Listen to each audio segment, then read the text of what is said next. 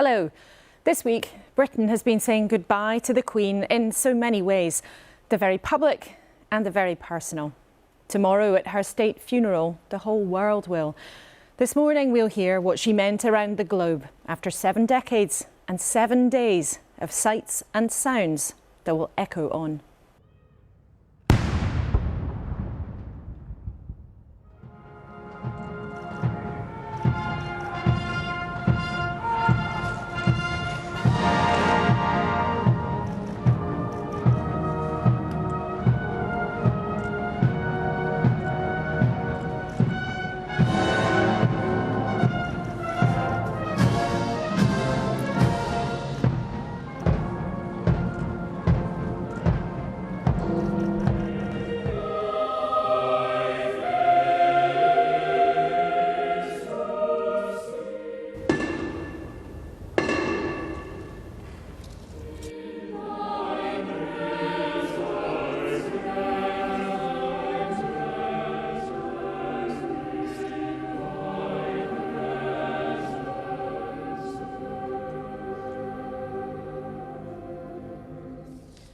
This morning we'll be joined by 2 Prime Ministers, New Zealand's Jacinda Ardern and by the Prime Minister of Bangladesh, Sheikh Hasina. Reflecting on his role in the proceedings and the ongoing war in Ukraine, the Chief of the Defence Staff, Sir Tony Radakin. And I've been speaking to a man who knew Her Majesty the Queen and the new King Charles III well, the former Secretary of State and now the United States Climate Envoy, John Kerry. We're live on BBC One and on the BBC around the world this morning. And with me at the desk for the next hour, John Sentamu, the former Archbishop of York, who's been involved in the long planning for the state funeral, Victoria Newton, the Editor-in-Chief of the Sun newspaper, and Lindsay Hoyle, the Speaker of the House of Commons, who's presided over much of this week's extraordinary ceremony in Westminster. A very warm welcome to you today, and especially to viewers who are joining us on BBC World. Now, this morning we will talk about the meticulous planning for the state funeral as the nation and countries right around the globe reflect on Her late Majesty. But let's take a look at the front pages here in the UK. And one picture really dominates. We can see there on almost every newspaper the Queen's grandchildren standing vigil around her coffin. Images that will now be part of the collective memory after such an extraordinary few days. Archbishop Sentamu, you have been talking to the royal family about preparations for this funeral, I think since 2005. Can you give us a sense of what we can expect?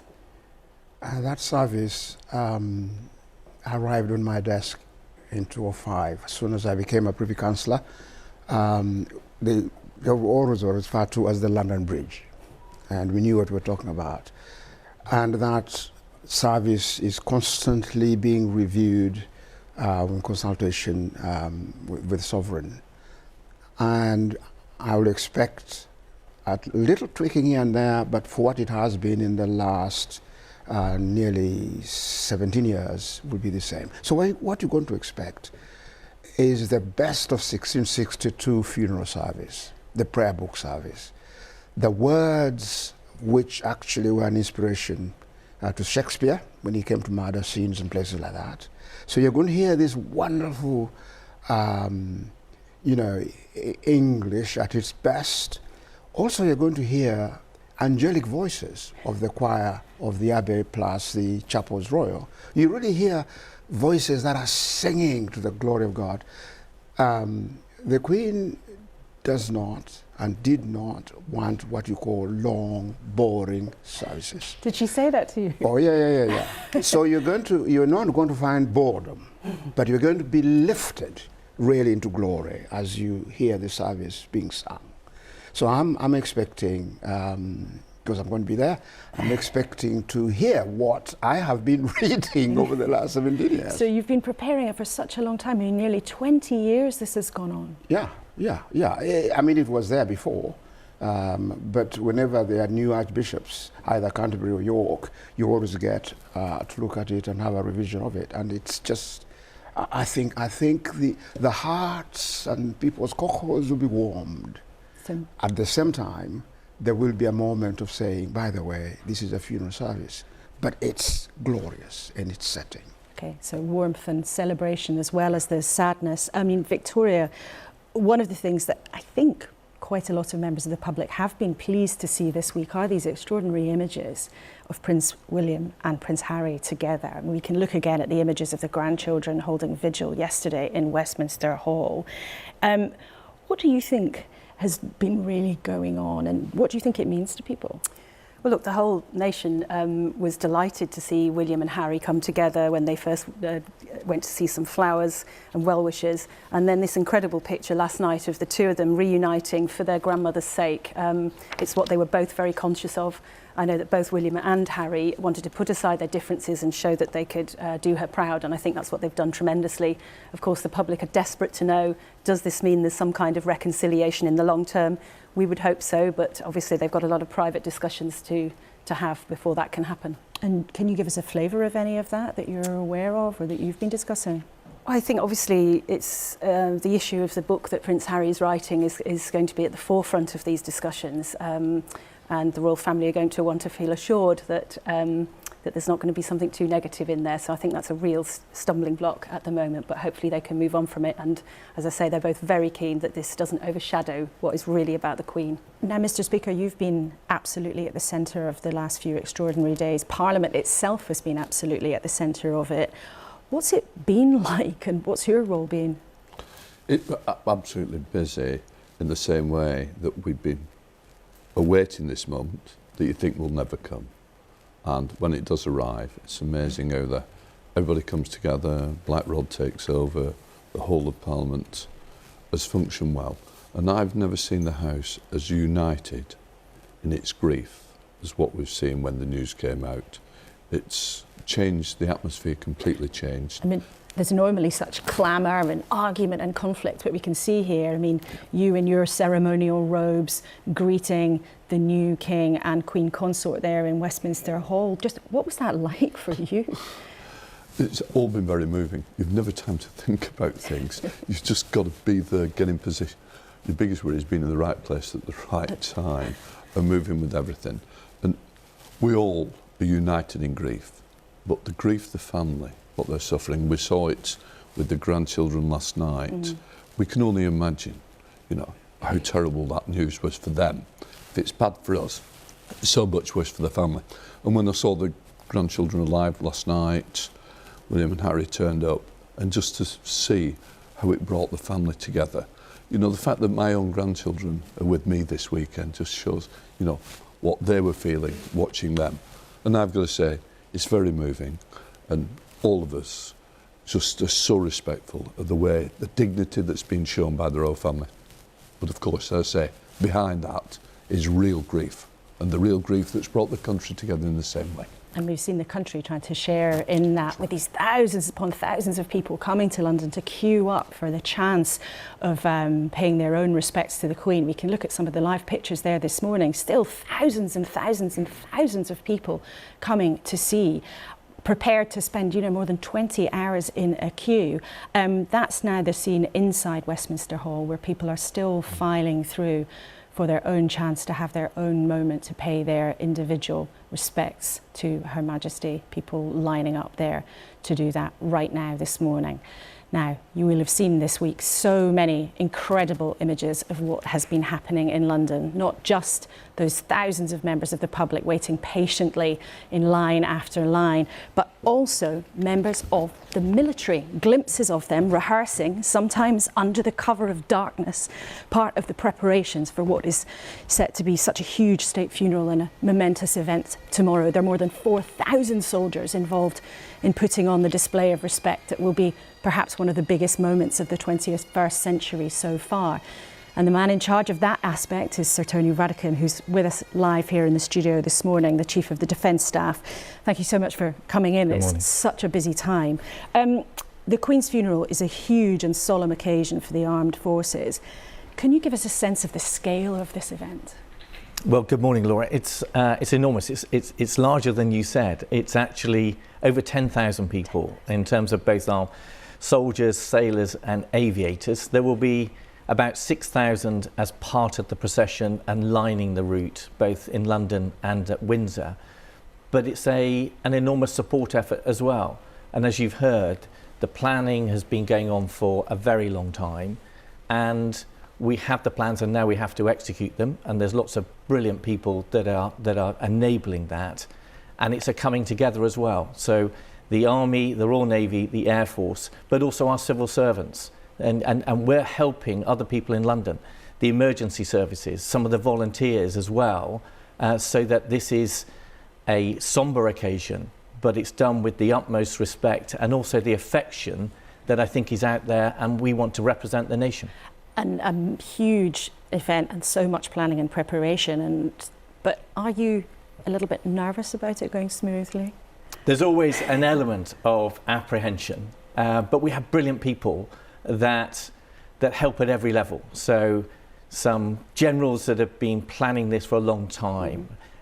We have warrant officers and non-commissioned officers that look at the precise execution, and that's at my level and then all the way down. There's a wonderful man called the Garrison Sergeant Major, Mr. Vernon Stokes, who has, on Friday, he and at the rehearsal, has asked the chiefs to up their game. We've all been told to listen to a metronome at 75 beats a minute. So you might see people walking around London so that we get the right rhythm for the funeral procession.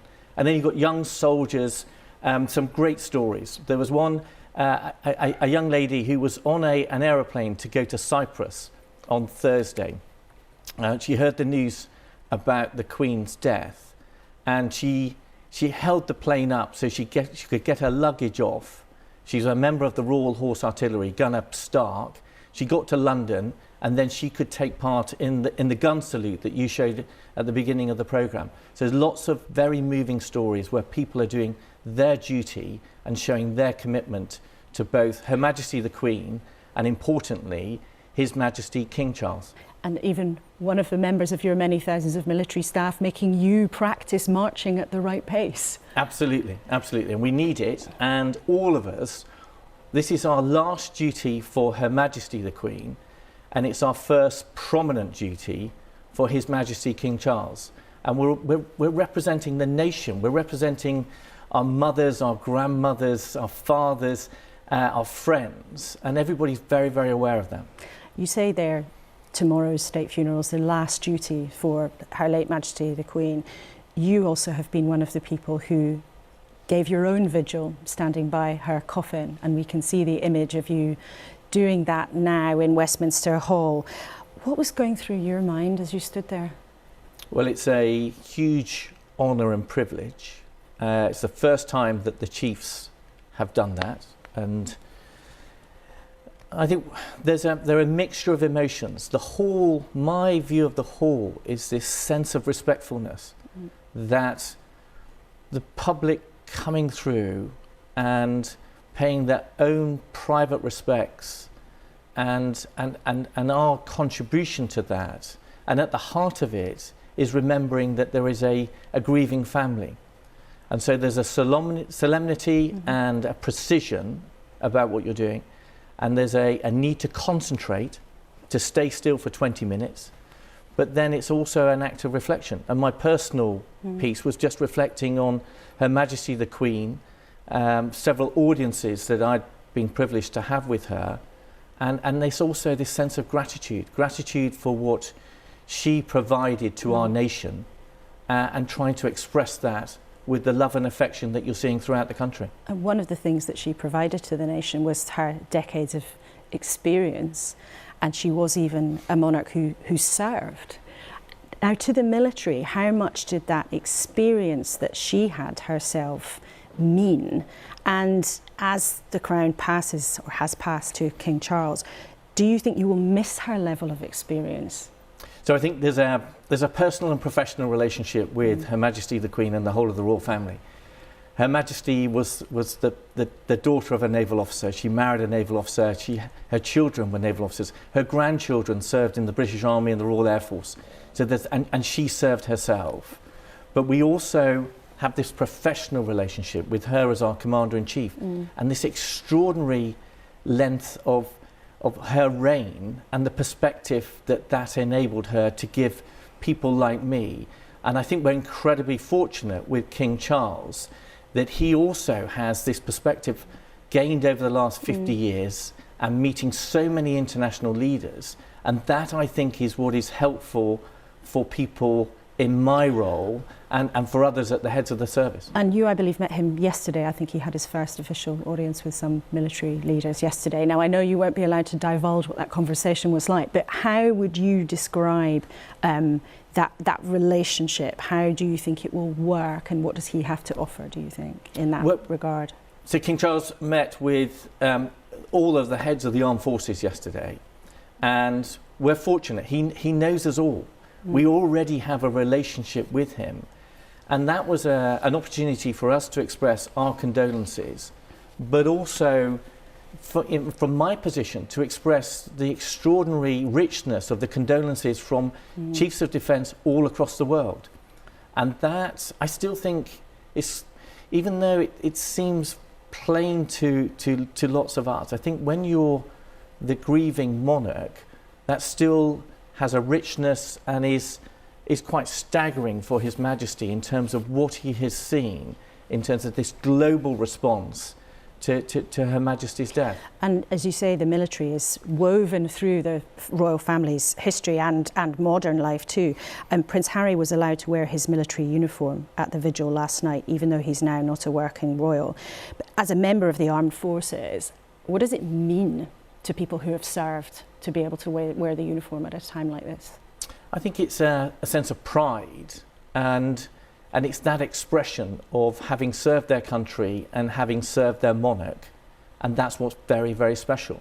And you saw that last night with the Queen's grandchildren, and I think you'll see that with the funeral tomorrow, that people will be as proud as punch to be a part of this funeral, but want to do it in such a precise and affectionate way to reflect their allegiance to His Majesty the King and their affection to this amazing Queen that we were fortunate to have. Now, as you've come to see us this morning and join us in the studio, which we're very grateful for, I must also ask you about what's going on in Ukraine briefly. Now, just to remind our audience, we can see in red there areas that the Russians had taken control of. But then look, in the last recent days, that purple area, we can see the Ukraine's forces pushing back, taking back territory. What's really going on? Can you explain to us what's happened? I think in many ways we're seeing more of the same. We, at the very outset, we said that this was a strategic error by President Putin.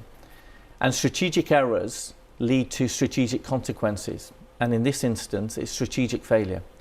Putin is failing on all of his military strategic objectives. He wanted to subjugate Ukraine. That's not going to happen. He wanted to take control of the capital. We saw that that was defeated earlier on. We saw that he wanted to weaken NATO. NATO is now much stronger, and we have Finland and Sweden joining. He wanted to break the international resolve. Well, actually, that's strengthened over this period, and he's under pressure. His problems are mounting. He's always had a problem in terms of crewing the equipment that he's got. He hasn't got sufficient manpower. His forces are thin on the ground. And we're also seeing a magnificent Ukrainian armed forces who've been courageous, they're fighting for their country, and they've embraced the international support that all of us are providing, and that's now having an effect on the ground. But it's more of the same. At a strategic level, this is a failure for Putin, and Ukraine is fighting to maintain their integrity and to gain more of their country back. And do you think this is a turning point that sets Ukraine on a path to a victory and Russia losing and Putin potentially losing his power? I think we've got to be very cautious. I think it's significant in terms of what's happening on the ground. It's really significant for Ukrainian morale. It's significant for the impact it has on Russian forces. But people need to be cautious. The likely result with all of this is that it's going to grind on for a long time. And that's why there's a wishfulness when people jump to conclusions that either President Putin is weak and his power base might be undermined, or that Ukraine has gained some ground, and it's been a magnificent action in the northeast, but it doesn't automatically lead on to easy victories elsewhere. And you're seeing that in the south with the fight over Kherson. Do these losses perhaps though make it more likely that Vladimir Putin might do something almost unthinkable, that he might turn to using tactical nuclear weapons? I think we've got to be very balanced about talk of escalation. We monitor it very carefully. We don't see anything at this stage that alarms us. And we have to understand that should Putin escalate, that creates problems for him as well. So I would offer caution and avoid jumping to conclusions, or that something rash is going to happen. So we must take great care then with that, you suggest. When it comes just on a final note, we are seeing in the city of Izium, one of the cities the Ukrainians have taken back, what looks like terrible evidence of war crimes. Can you tell us what you know about what's happened there? And is this evidence of war crimes in your view? So the formal declaration of war crimes needs to come about from a more thorough investigation. But it's a pattern of behaviour. This was an illegal invasion of Ukraine at the outset. It's illegal to attack civilians. The dam that was attacked a few days ago in Korea, in the hometown of Zelensky, of where President Zelensky comes from, that's an illegal act. The attacks on the electricity generation, those are illegal acts. What we saw in Bucha are illegal acts. So this is a pattern of behaviour, and the international community needs to hold Russia and President Putin to account. Okay, so Tony Radican, we must leave it there. Thank you so much for coming in, and we wish you all best for tomorrow's enormous events. Thank you so much. Thank you very much. Now, the military has been practicing to be ready for what will be that truly momentous occasion, the state funeral tomorrow. And there are plenty of people to impress. Leaders from right around the world, some 500 dignitaries have flown in from every corner of the globe. And of course, many of them from the Commonwealth, the organisation that the Queen believed in, led and promoted.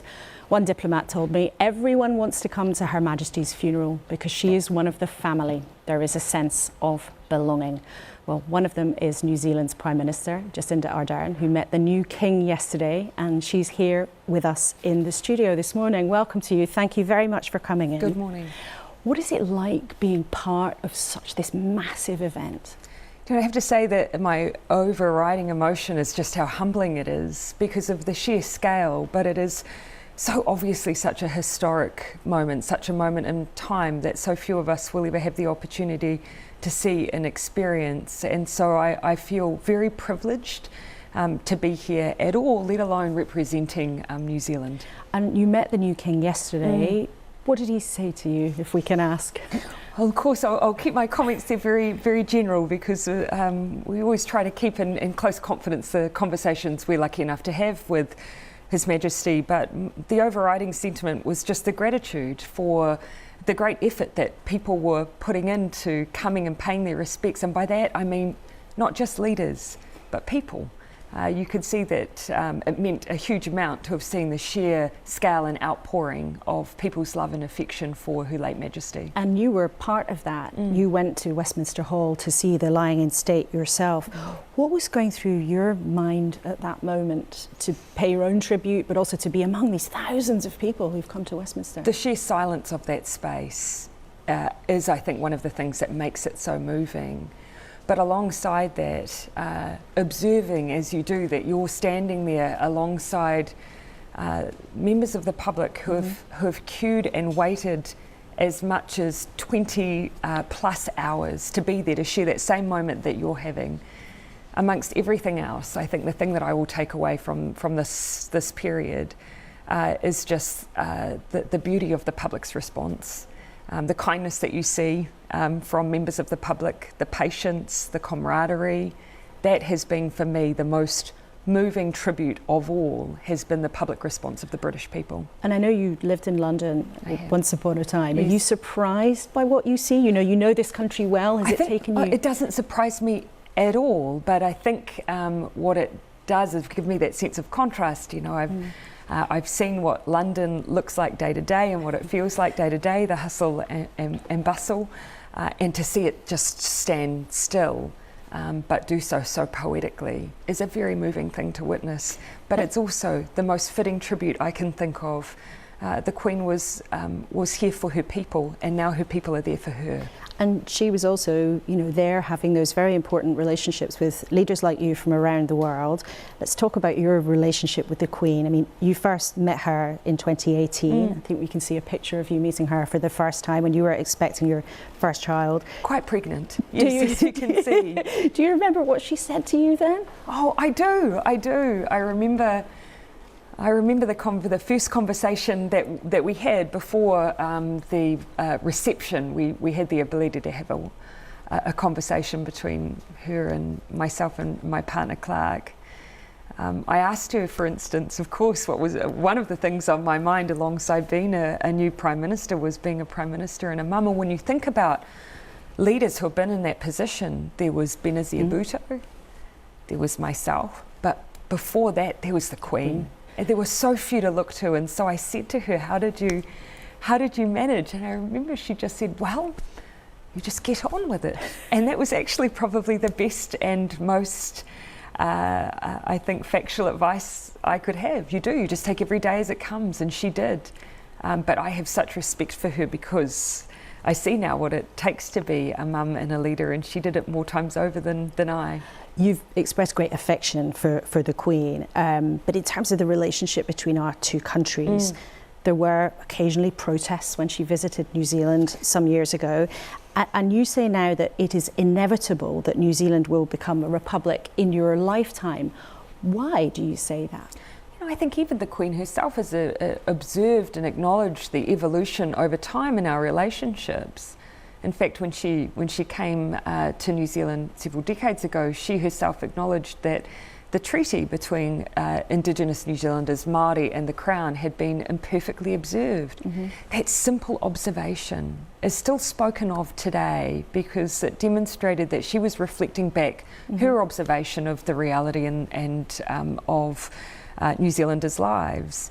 And so certainly, and this is just simply my observation is that there will continue to be an evolution in our relationship.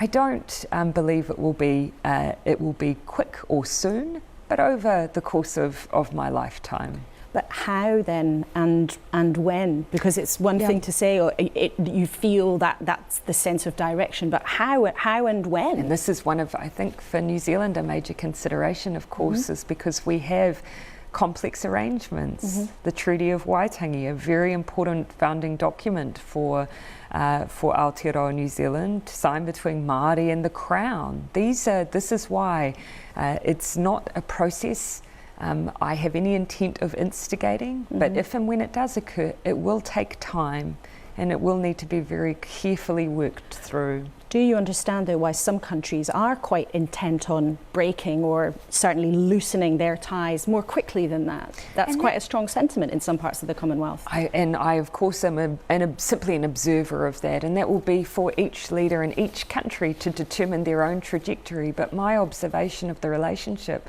is that that's not necessarily unexpected. This is an evolution, and I think what will remain important, though, is that there will still be bonds between us as Commonwealth nations, and there's still things to be gained through those relationships also. Do you think that the Queen's passing will, though, loosen those links? I mean, she saw so much change, but many of the connections between her and Commonwealth countries were connections that she herself promoted, that she herself encouraged. Do you think her passing weakens that? I can only give an observation from the perspective of New Zealand, and that is that a very close affinity and affection for Her late Majesty.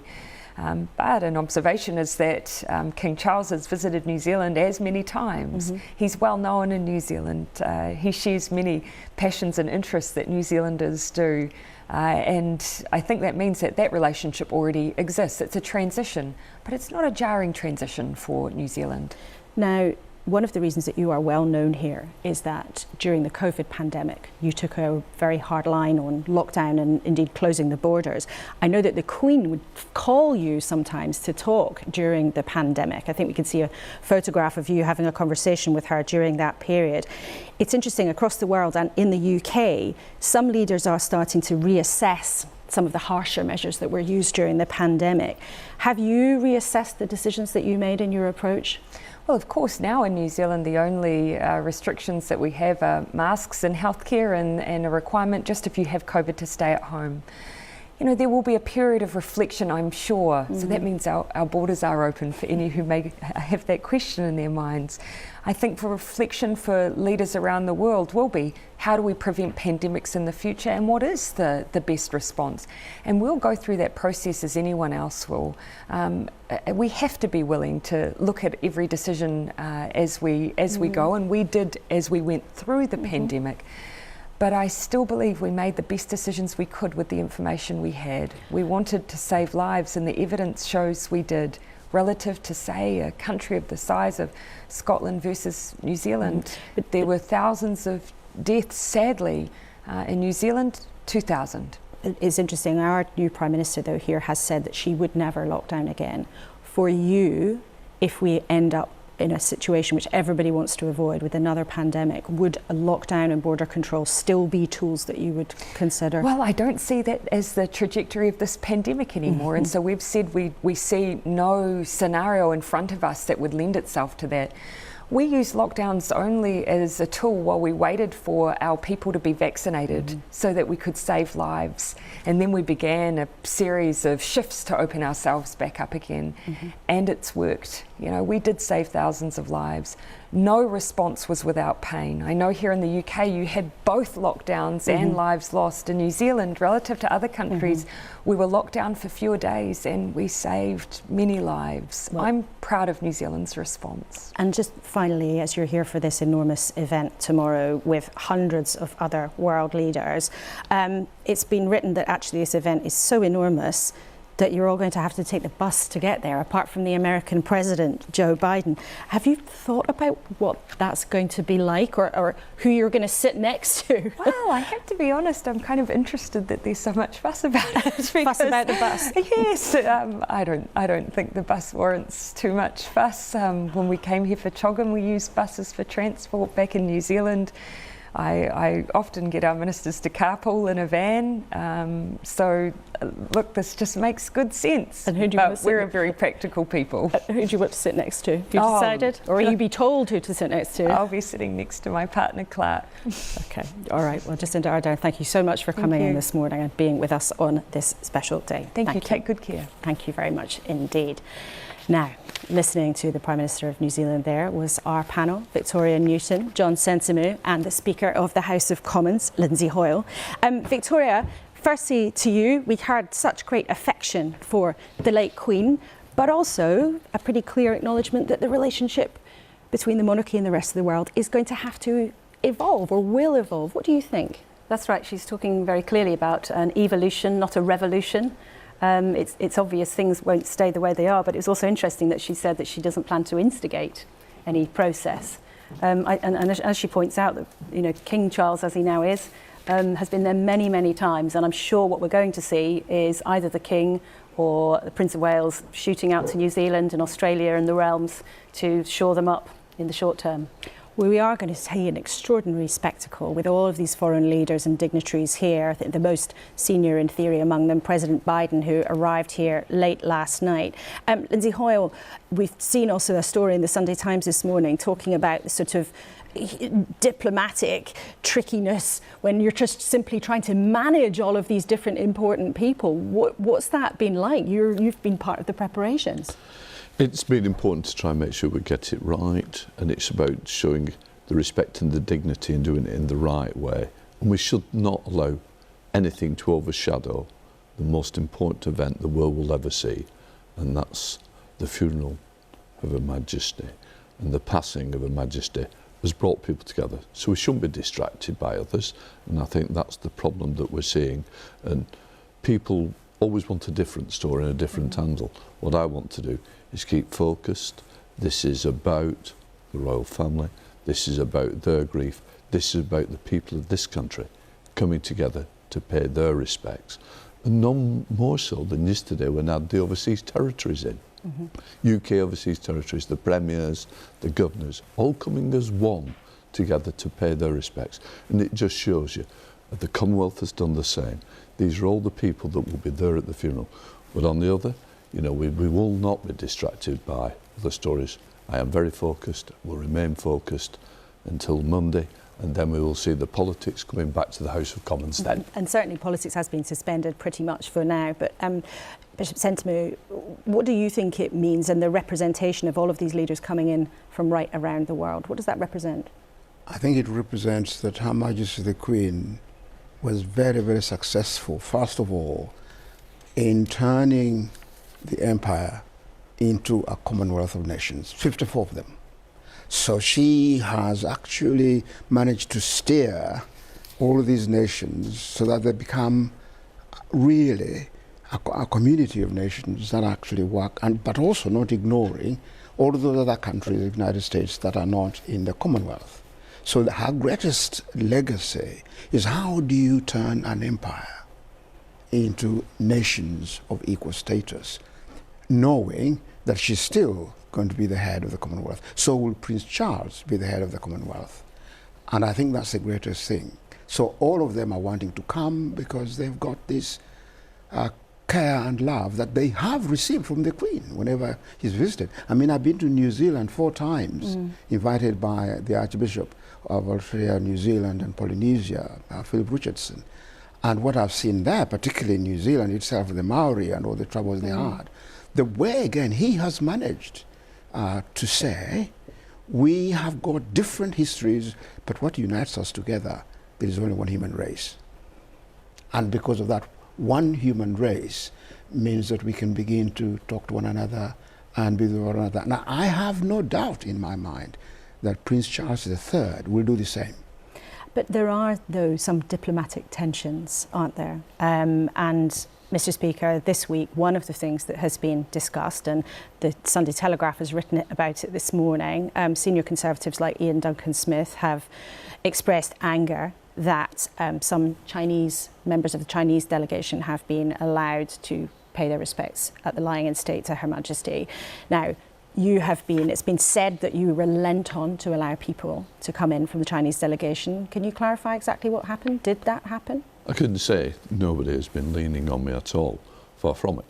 My view remains the same, that we would not welcome a reception in Parliament, and that's when I stopped the ambassador and accredited Chinese from coming into the House of Commons. So let's be clear, to hold a reception in the House of Commons when MPs and a peer has been sanctioned is not acceptable.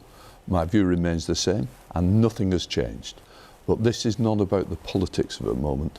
This is about the grief that we all share, rather than being overshadowed.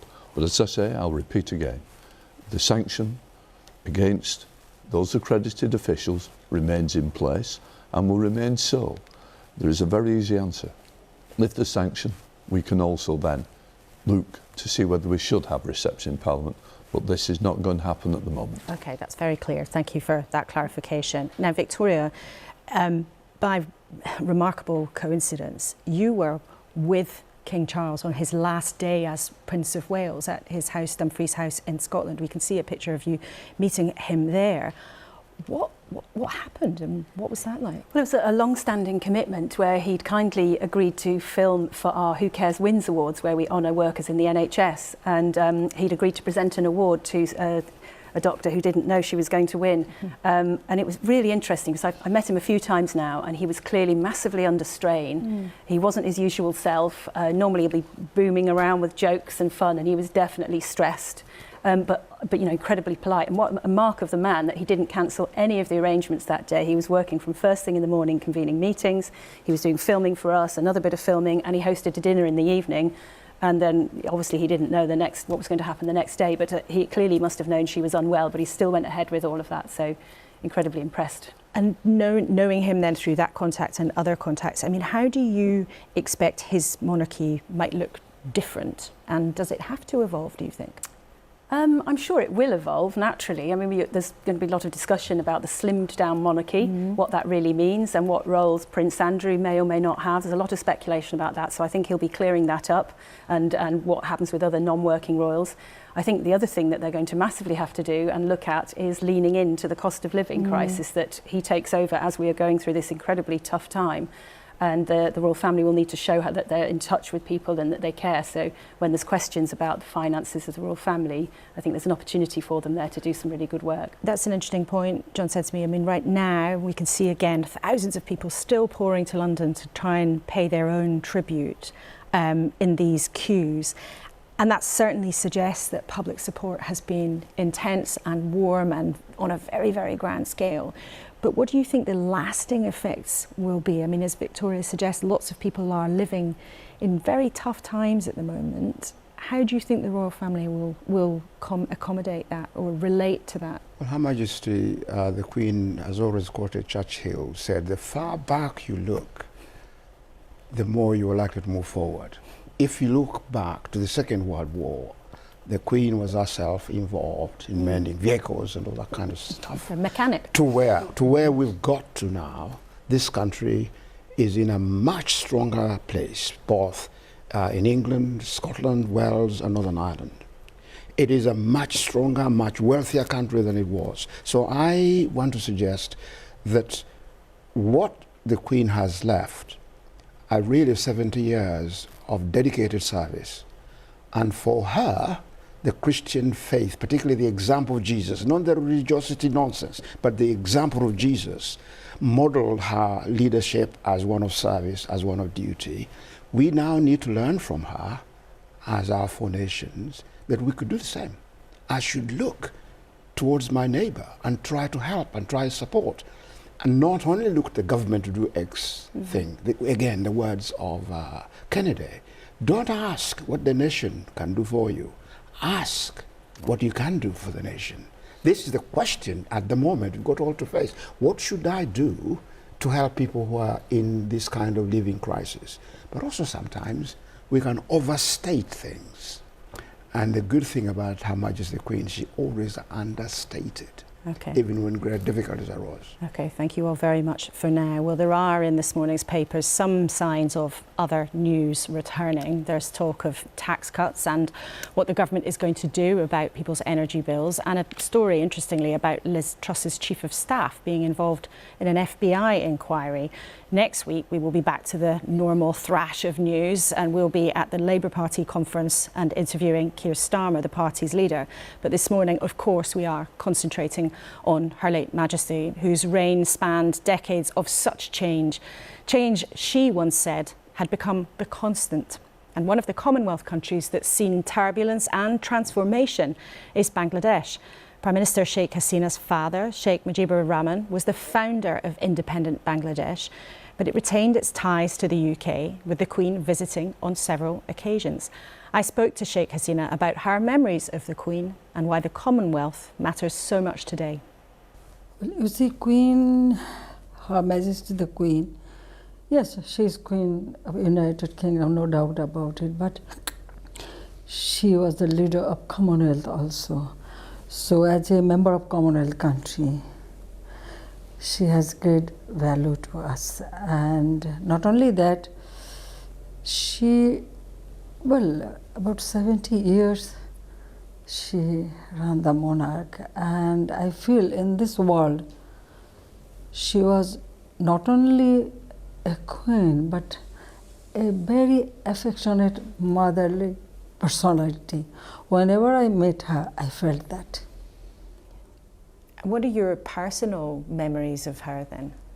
1961, when she visited then Pakistan, that means East Pakistan, I had the opportunity to see her because we were very young. So in my father's office, we went there because we knew that she was passing through that road. So we, all of us, whole family, we are waiting on the window with a binocular so that we can see her more. When I became Prime Minister, so I met her every program. I attended about 7 Commonwealth Summit. So every time I had this opportunity to talk to her, meeting her. And also during Olympic game, she invited me, so I came here. That time, very good opportunity. For a long time we could discuss. So you met her many times over the decades as a child. in your father's office, then as Prime Minister, and then at many Commonwealth summits. So she was part of your life for many Yes. decades. Yeah, and she has wonderful memory, you know that. Even in Commonwealth Summit, even she didn't see me. She used to inquire, where is Hasina? I don't see her. And how important is the Commonwealth to you and to Bangladesh?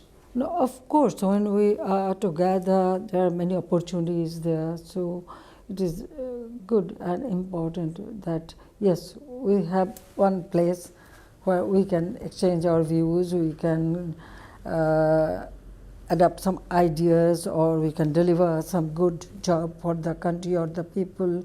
So that's why I feel it is good. Now, at present, you see, one country cannot go alone. It is an interdependent world. So under these circumstances, Commonwealth means a lot for the member countries. Each country, if we can work together, then we can support our downtrodden people, because there are many countries. There is a developed country, there are developing country, and there is a poor country, small island countries. And your country and the UK have a special relationship. There are many Bangladeshi citizens who come to the UK and made their life here. But the late Queen's High Commissioner to your country called on your government to commit to a free and fair process for next year's elections. Will you commit to that? Look, in my country, we had military ruler for a long time, directly or indirectly, overtly or covertly.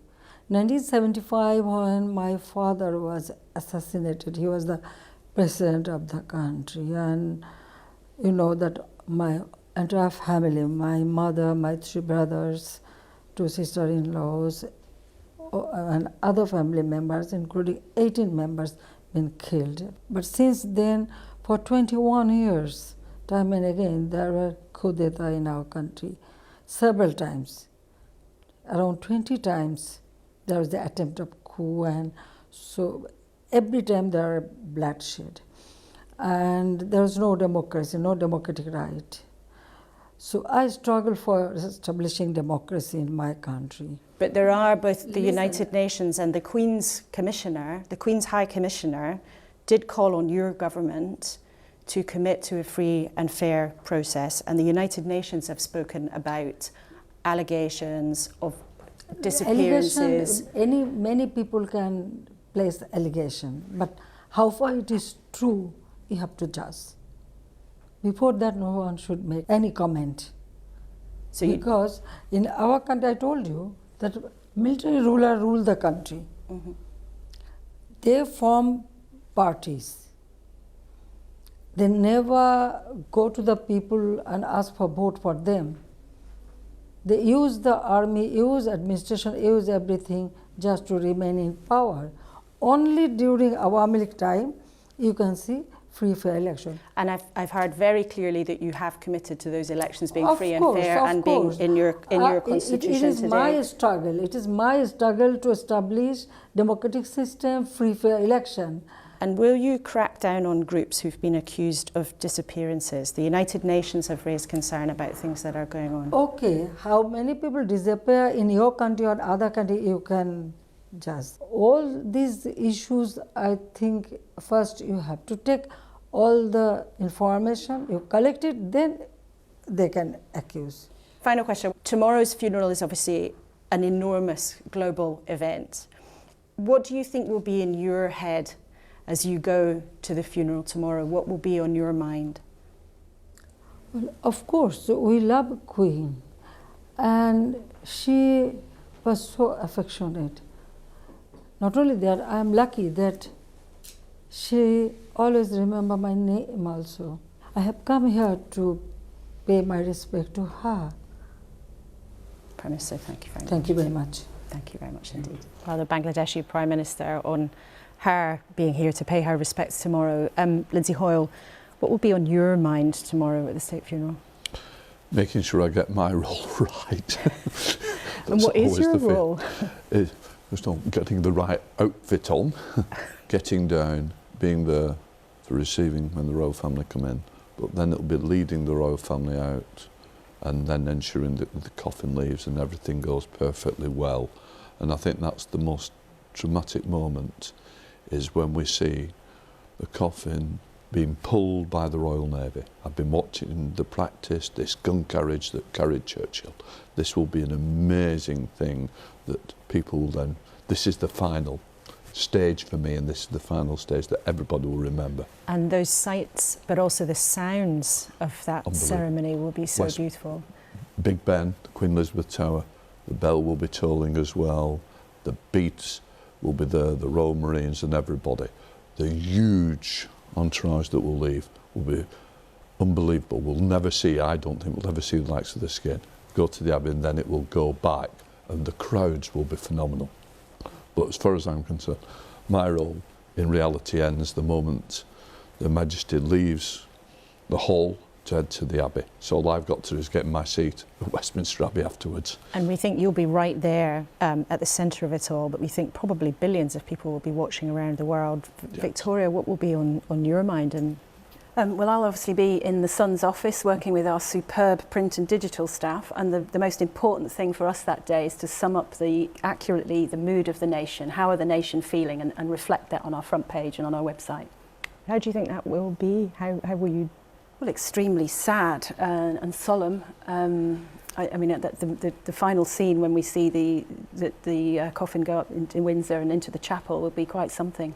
Okay, well, it certainly will be an event that none of us really have seen the like of before, and something that will be remembered and shown again for many, many years to come as people reflect on Her Majesty's role around the world. And the Queen, in her role, was unafraid to raise tricky questions sometimes with world leaders in those quiet diplomatic moments, and her views on the need to tackle climate change and the new King's strong desire to do so were no secret, and that's been vital to others campaigning to that end. Let's hear now from America's climate change envoy and former Secretary of State, John Kerry. I really just felt that in every regard throughout her life, she carried herself with this extraordinary dignity. I'm so glad I had a chance to say hello to her in Windsor Castle and have a little chat. I can remember I was about 10 years old, I guess, and I watched, the first black and white televisions and saw the coronation. And my mother was an Anglophile who had lived in Sussex and Kent, and so she automatically, boosted the Queen in our presence. Secretary Kerry, do you think this moment could change the kind of diplomatic conversations and the atmosphere that we've been living in? One would hope, because there were giants in that period of time in the aftermath of World War II. And you think of Winston Churchill, which I think is probably the last funeral of its kind, like the one that is unfolding on Monday. And do you hope the new King will continue to raise climate change in the same way as the Queen mentioned it? I very much hope so. Obviously, in the same way within the constitutional process, but there is no question in my mind that that is not a standard multilateral issue or bilateral issue. There is a threat to the entire planet, a threat to all of our nations, and he understands it as well as anybody on the planet. He's been consistently on this issue, beginning in his teenage years and carrying on in many different iterations, and he's for real, believe me. Have you spoken to King Charles this week? Yes, I did have an opportunity to be able to talk to him while I was in London, and very much appreciated his thoughts at that moment in time, and was very pleased that I was able to express my condolences personally, and the condolences of our country. And would you like to see the King attend the next COP climate summit in Egypt and speak in the same strong terms that he did in Glasgow last year? Well, personally, I think that it would be terrific if he was able to do that. And in terms of energy, do you think that Vladimir Putin might turn the gas off this winter? Or maybe this moment's an opportunity to really accelerate the drive for green energy? I think that the lesson is that you do not want to be the prisoner of your energy source, of your energy base. You don't want to empower people to weaponize energy against you. And indeed, anything is possible, I think, right now. We have to be very hopeful that things don't grow worse. But I do know that Europe as a whole, Ursula von der Leyen and Franz Timmermans and the EU are determined to liberate themselves and also to help advance the process by which we all liberate ourselves from the emissions, which are what are warming the planet. And just lastly, how would you describe Her late Majesty's role in the curious alchemy of diplomacy? She was straightforward, and I think people appreciated her honesty, but she also had a profound impact on major issues and touched people's lives all around the world. And that is the mark of an extraordinary statesperson. John Kerry, thanks so much. John Kerry speaking to us there about Her late Majesty. Archbishop, just to close with you this morning, really, you've been intimately involved in planning the funeral. You'll be there tomorrow. What will be on your mind? I think three thoughts. The first comes from my granddaughter Abigail. When she heard that the Queen had died, she cried uncontrollably and then said, "I'll never see another Queen in my lifetime." And then her brother Mark VI said, "The world has changed." I want to combine those thoughts. I hope the world has changed for the better. Secondly, the Queen wrote me a most wonderful letter 4 weeks after the burial of Prince Philip, thanking me for the flowers, the prayers, and then ended by saying, when you are grieving someone you deeply love, it isn't easy when you're having to do it in public. So my thought will be to the new king and the whole royal family. They are grieving publicly, and that will find a space to do it. The second thought was when I went to see the Queen in 2018 to ask permission to step down as Archbishop.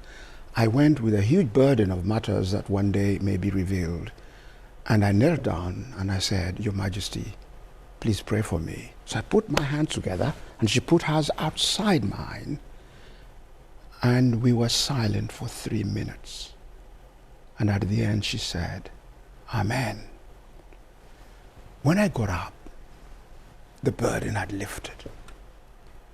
That's the kind of a queen we had. Her life was so rooted in Christ that she was able to transmit that same power, that love, that grace. So I will be saying, "Mom, on that day, 12th of July 2018, you lifted my burden, and I'm very thankful." Thank you for sharing such an incredible memory with us this morning, Archbishop Sentiment. It's been a pleasure to have you with us this morning, and indeed a very, very warm thank you to you two also for joining us. Sir Lindsay Hoyle, the Speaker of the House of Commons, and Victoria Newton, the Editor-in-Chief of The Sun newspaper. And of course a huge thank you to you for being with me this morning, whether you've been watching here at home in the UK or around the world. As always, you can catch up with anything you missed this morning on the iPlayer, and of course you can follow the BBC's coverage of the state funeral tomorrow. Now usually we would close our conversation on Sunday mornings by trying to make sense of what we've heard over the hour, but today we wanted to leave you with something else, with this: Queen Elizabeth II, Her late Majesty, in her own words. Goodbye.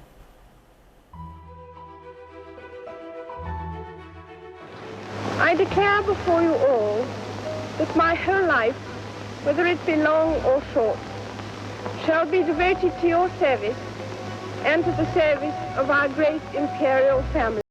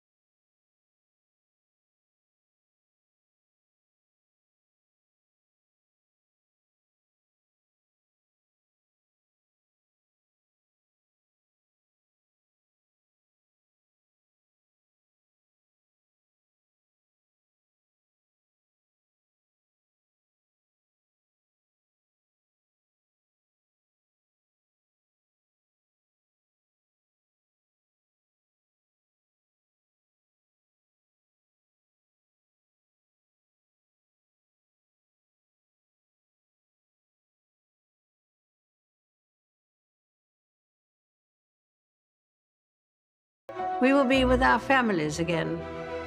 We will meet again.